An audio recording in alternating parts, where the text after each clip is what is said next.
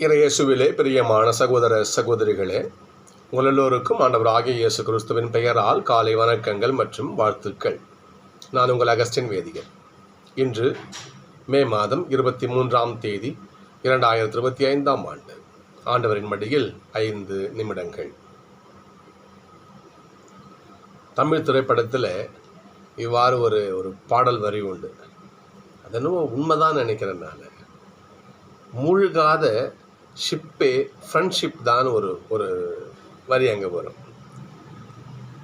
எந்த நிலையிலும் எப்படிப்பட்ட கப்பல் நீரிலே மூழ்கி போனாலும் இந்த ஃப்ரெண்ட்ஷிப் என்பது அது அழிந்து போகாது. அது என்னவோ உண்மைதான். அது ஏன்னு சொன்னால், ஃப்ரெண்ட்ஷிப்புங்கிற அந்த 2 உறவுகள் சேர்வதற்கு எதுவும் தடையாக இருப்பது கிடையாது. ஒரு சாதியோ, ஒரு மதமோ, ஒரு இனமோ, ஒரு மொழியோ, ஒரு ஏழை பணக்காரனோ, இல்லை உயர்ந்தவன் தாழ்ந்தவன், வேறு பணக்காரன், வேறு சொல்லலாம், வேறு எதுவுமே நட்புக்கு தடையாக இருந்தது கிடையாது. ஒரு ஸ்கூலில் 100 பிள்ளைங்க படிப்பாங்க. எல்லா பிள்ளைகளும் அந்த இன்டர்வெல்லாம் பாருங்க பார்ப்போம், ஒன்று மேலே ஒன்று ஏறி சண்டை பிடிச்சி அடாய புடாயின்னு அந்த உறவுக்கு அது நட்புன்னு சொல்கிறது. அதான் ஃப்ரெண்ட்ஷிப்புன்னு சொல்கிறது. அது நண்பர்கள்னு சொல்கிறது. நண்பர்கள் மத்தியில் எந்த பிரிவினையும் இருக்காது. அப்படி பிரித்து நீ பேசுகிற வச்சுக்க, அது நட்பாக இருக்க முடியாது. உதாரணத்துக்கு நானும் இன்னொரு ஃப்ரெண்டு வச்சுக்கோமே, நான் யார் தெரியுமா, நான் வேண்டா நீ வேண்டா என்று எப்பொழுது நம்ம கூட ஒரு விரிசல், ஒரு பிரிவுன்னு அந்த வார்த்தை அங்கே தென்படுகிறதோ, நட்பாக அது இருக்க முடியாது. வள்ளுவர் அழகாக சொல்கிற பாருங்களேன், இணையர் இவர் எமக்கு இன்னம் யாம். இணைந்திருக்கின்ற ஃப்ரெண்ட்ஸ் என்ன பண்ணுறாங்களாம், இவர் எமக்கு இப்படி நான் இப்படி நீ இப்படி என்று பிரித்து பேசுதல் இன்னம் யாம் என்று புனையினும்.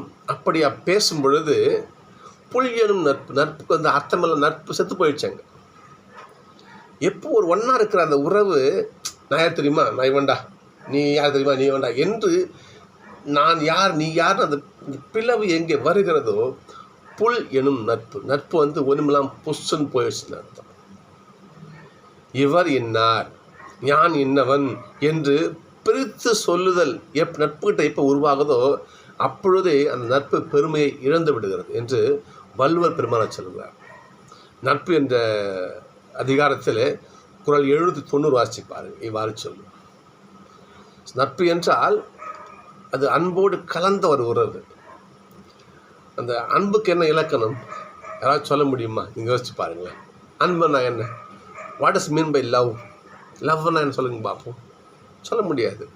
ஆனால் எனக்கு ஒரு திரைப்பட பாடல் வரி ஞாபகத்துக்கு வருது. அதுதான் அன்போ அப்படின்னு அப்படி சொல்லுகிற அளவுக்கு அந்த ஒரு வரி இருக்கும்.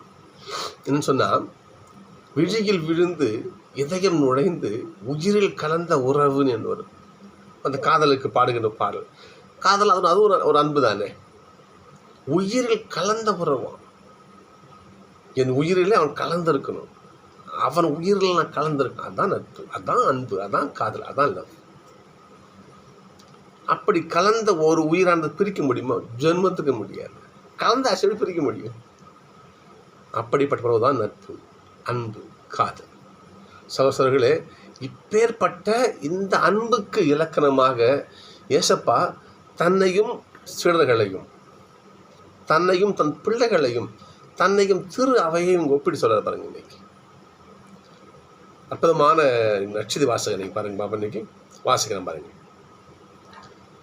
ஏஸ்தம் சீடரை நோக்கி, நான் உங்களிடம் அன்பு கொண்டிருப்பது போல நீங்களும் ஒருவரை ஒருவர் அன்பு செய்யுங்க. பிரிஞ்சு காணப்படாதீங்க. எதுக்கு பிரிகிறீங்க நீங்கள்? அதுக்கு பாருங்க பார்ப்போம். நான் உங்களுக்கு ஒரு நண்பனாக இருப்பேன்.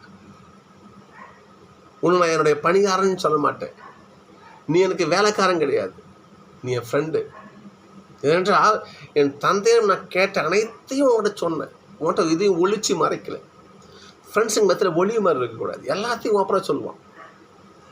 எல்லாத்தையும் அவன் பட்ட கஷ்டத்தில் கூட ஷேர் பண்ணிக்கோம் பாருங்க. மச்சான் நாங்கள் போன மச்சான் அது சரியில்லடா என்று தன் கஷ்டத்தையும் ஷேர் பண்ணுவான்.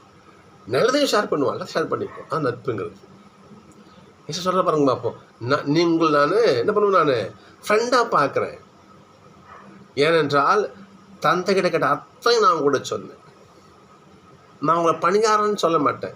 ஏனென்றால் இது பணியாரன்னு நீங்கள் வேலைக்காரன், எனக்கு வேலைக்காரன் கிடையாது, என்னுடைய நண்பன் நீ.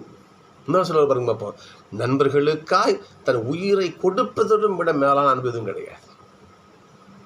ஏசப்பா செஞ்சும் காட்டினார்.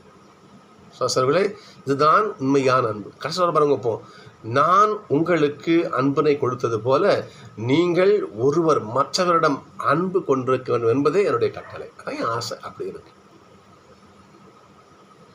நான் சொல்றது. அப்போ நட்பு கொண்டிருங்கள், அன்பு கொண்டிருங்கள், யாரையும் பிரித்து பார்க்காதீங்க.